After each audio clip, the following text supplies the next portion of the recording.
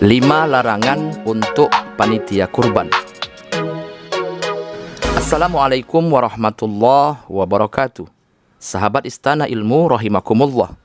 Tak terasa sebentar lagi kita akan melaksanakan ibadah kurban di hari raya Idul Adha hingga hari tasyrik pada bulan Zulhijjah. Hampir seluruh masjid dan musolah sudah mempersiapkan diri. Mereka telah membentuk kepanitiaan dengan rapi yang nantinya bertugas mendata pekurban, mengadakan hewan kurban, menyembelih sekaligus mendistribusikan daging kurban kepada yang berhak menerimanya. Meski di zaman Rasulullah istilah panitia kurban tidak dikenal, namun bukan berarti keberadaan mereka tidak dibolehkan. Apalagi di masa kini, panitia kurban sangat penting dalam membantu kelancaran proses penyembelihan hewan kurban hingga penyaluran daging kurban tersebut. Nah, agar panitia kurban tidak menyalahi syariat Islam, berikut ini kami rangkum 5 hal yang harus dihindari oleh panitia kurban agar pelaksanaan ibadah kurban tidak berbuah dosa. Yang pertama, panitia kurban tidak boleh mengambil keuntungan dari pembelian hewan kurban. Di beberapa tempat ada panitia kurban yang sengaja mengambil keuntungan dari pembelian hewan kurban. Misalnya, harga satu lembu yang disepakati bersama pekurban adalah 12 juta rupiah. Namun pada saat pembelian, ada lembu yang harganya 11 juta, sehingga bersisa 1 juta rupiah. Tapi panitia tidak mengembalikan sisa tersebut kepada pekurban, melainkan dia ambil sendiri atau dia bagi-bagi dengan panitia lainnya. Tindakan semacam ini adalah perbuatan haram. Hal ini seakan-akan panitia adalah seorang pedagang yang sedang mengambil keuntungan. Padahal di antara prinsip dalam transaksi jual beli bahwa seseorang tidak diperbolehkan menjual barang yang tidak dia miliki, kecuali jika dia mendapatkan izin dari pemiliknya. Hakim bin Hizam radhiyallahu anhu pernah bercerita, "Aku pernah bertanya kepada Nabi sallallahu alaihi wasallam. Aku sampaikan kepada Rasul bahwa ada orang yang mendatangiku, memintaku untuk menyediakan barang yang tidak aku miliki. Maka bolehkah aku belikan barang itu di pasar, kemudian aku jual barang itu kepadanya?" Nabi SAW ketika itu menjawab, "La tabi' ma laisa indak." Janganlah kamu menjual barang yang tidak kamu miliki.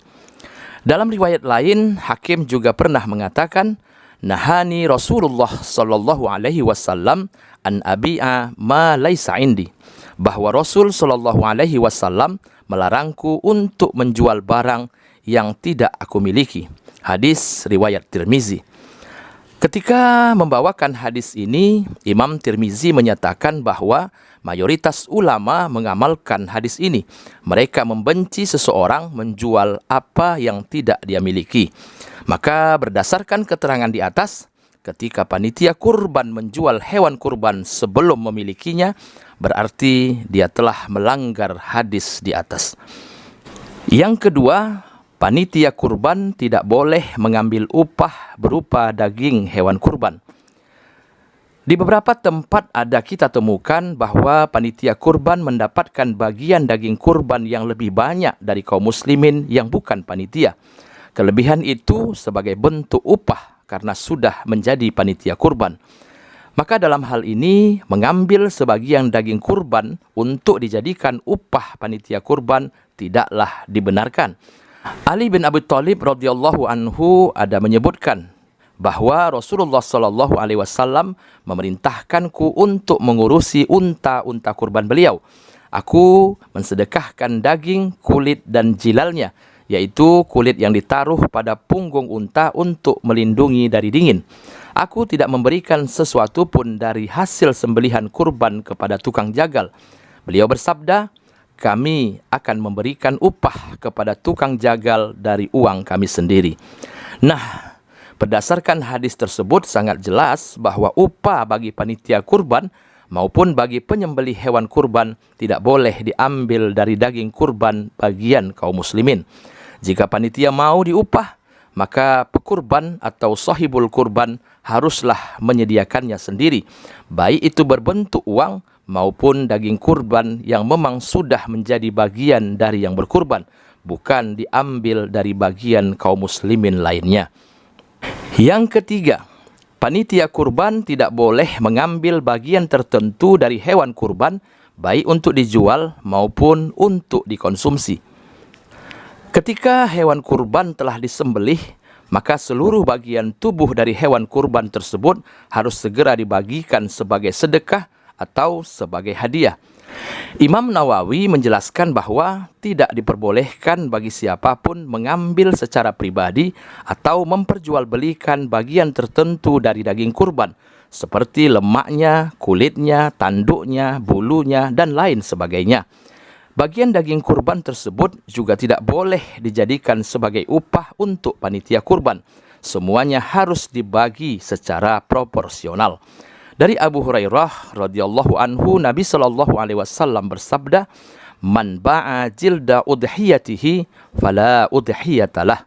Barang siapa yang menjual kulit hasil sembelihan kurban, maka tidak ada kurban baginya. Hadis riwayat Al-Hakim. Yang keempat, panitia kurban tidak boleh pilih kasih pada saat pendistribusian daging kurban.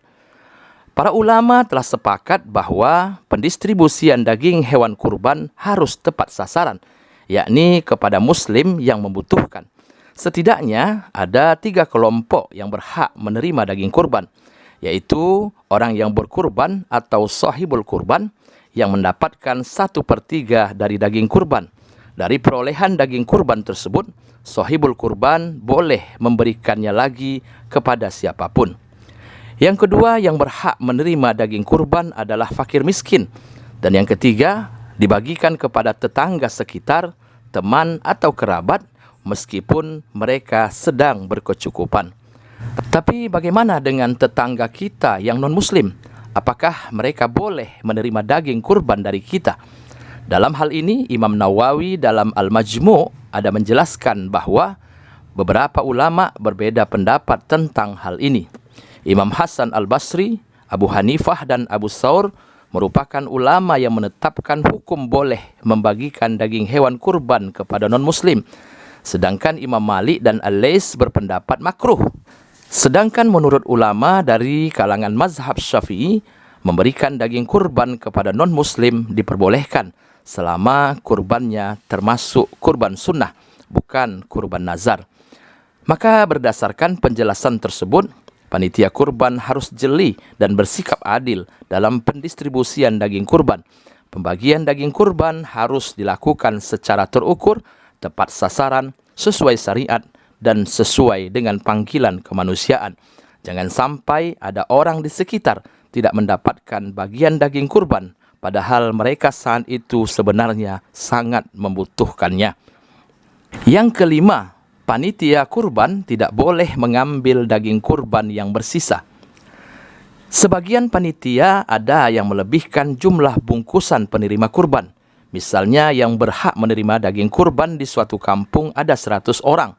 Namun karena dikhawatirkan ada yang belum terdata, maka panitia kurban berinisiatif melebihkannya menjadi 110 bungkus.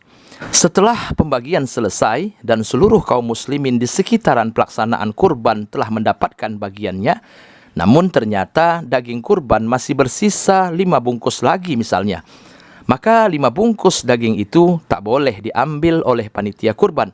Mereka harus mencari kaum muslimin lainnya yang belum dapat tapi berhak untuk mendapatkan daging tersebut. Nah, sahabat Istana Ilmu rahimakumullah, itulah 5 hal yang perlu menjadi perhatian panitia kurban di dalam melaksanakan tugas-tugasnya. Jangan sampai panitia kurban melakukan sesuatu yang bertentangan dengan syariat Islam. Semoga bermanfaat. Wassalamualaikum warahmatullahi wabarakatuh.